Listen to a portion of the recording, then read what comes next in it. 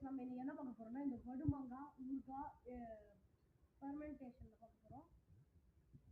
இந்த பாருங்க, இதுதான் வடுமாங்காய் ஊறுகாய் ஃபெர்மெண்டேஷன்ல இருக்கு. ஸோ இதுதான் வந்துட்டு ஊறுகாய் கைஸ். ஊறுகாயில் பாருங்க இந்த மாங்காய் பீசஸ்லாம் இருக்கும். ஸோ இதில் வந்துட்டு உப்பு காரம் எல்லாமே போட்டிருக்கு.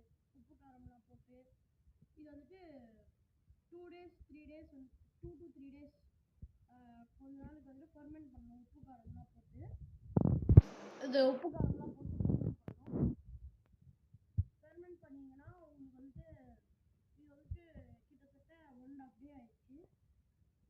ஸோ இதை வந்துட்டு நீங்கள் ஃபெர்மெண்ட் பண்ணிங்கன்னா உங்களுக்கு வந்துட்டு ஒரு மிக்ஸ் கிடைக்கும். உங்களுக்கு ரெசிபி வேணும்னா ரெசிபின்னு கமெண்ட் பண்ணுங்கள். நான் உங்களுக்கு இந்த ரெசிபியை ஷேர் பண்ணுறேன். இப்போது நான் என்ன பண்ண போகிறேன்னா இந்த வடுமாங்காய் ஊறுகாயில் ஒரே ஒரு காய் எடுத்து உங்களுக்கு டேஸ்ட் சொல்கிறேன். நான் நிறையா தான் சாப்பிட்ருக்கேன், ஆனாலுமே உங்களுக்கு அந்த டேஸ்ட் ரிவ்யூ நான் சாப்பிட்டு சொல்லணும். ஸோ இதுதான் இந்த வடுமாங்காய். சூப்பராக இருக்குது. இங்கே பாருங்கள், சூப்பராக இருக்கு கைஸ்.